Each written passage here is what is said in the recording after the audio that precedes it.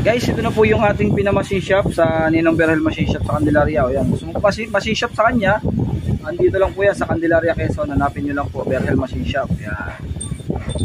Alright mga idol, napakaganda po. Yan. Pang eliminator 150, wala po kasing lagayan dito at napalagyan na natin ang kanal mga idol. Pero kung tutusin naman mga idol, kahit magkaiba siya sa Barako, yung 4 speed sa 5 speed, pwede nating pagkaigihin. Pwede nating gawin na ito pa rin mga idol. Kaya nating gawin yan ng paraan, bali mga lock lang ayusin. Dahil nga stock na eliminator, ito pa rin ang ginamit natin, pinalagyan na natin ng kanal para sure ball tayo mga idol. Para sigurado tayo na quality ang pagkakagawa. Bubuuin na natin yung mga gear at ikakasa na natin doon sa kanyang makina mga idol. Sige.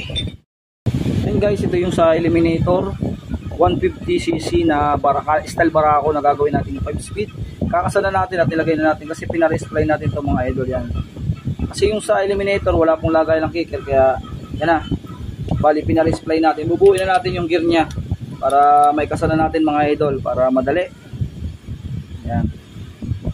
Buuin na natin. Doon natin dito lock.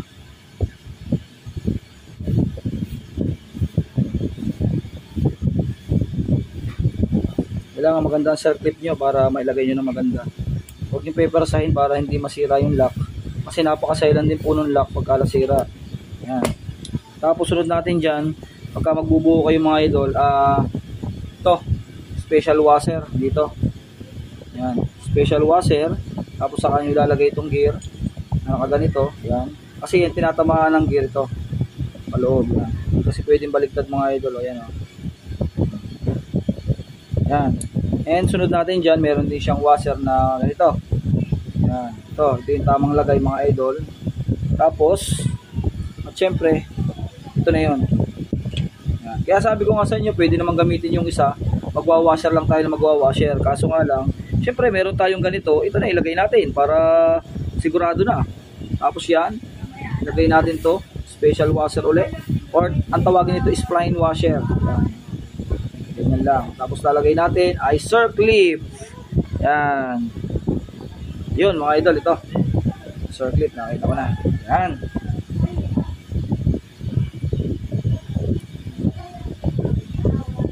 Tapos, yan, sabi ko nga sa inyo, medyo mahirap ilagay ang lock. Kaya kailangan ay dandahan lang.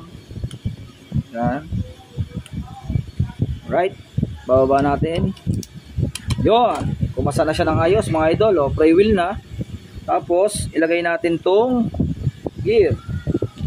Tamang lagay mga idol, ito papasok kasi pagkabaliktad sala, oh, hindi papasok doon. Kaya kailangan ganito. Yan.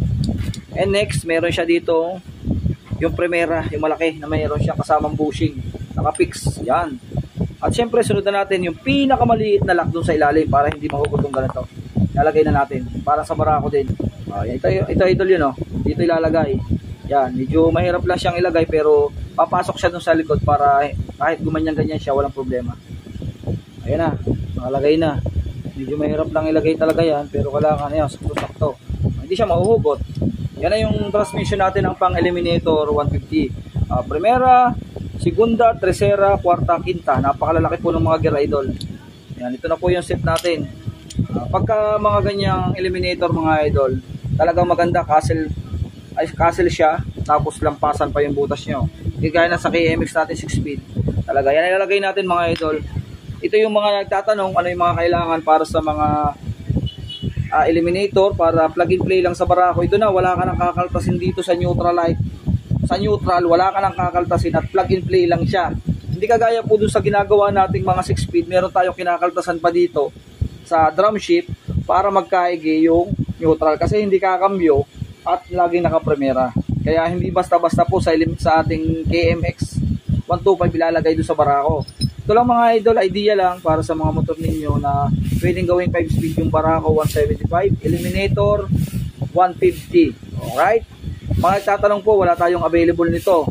Kung gusto nyo po na makakuha ng available nito, andyan po sa message, sa comment, si Walwal, taga Laguna Bay. Yan po tayo nakakuha ng transmission ng ganitong motor. Alright mga idol, at God bless. Shout out po, yan po ang kailangan natin. 3 shifting port, drum, ito, at yan, kahit yung cambio nyo, pambarako, at yung stopper cam, pambarako na rin, kakambyo na yan. Alright mga idol, God bless.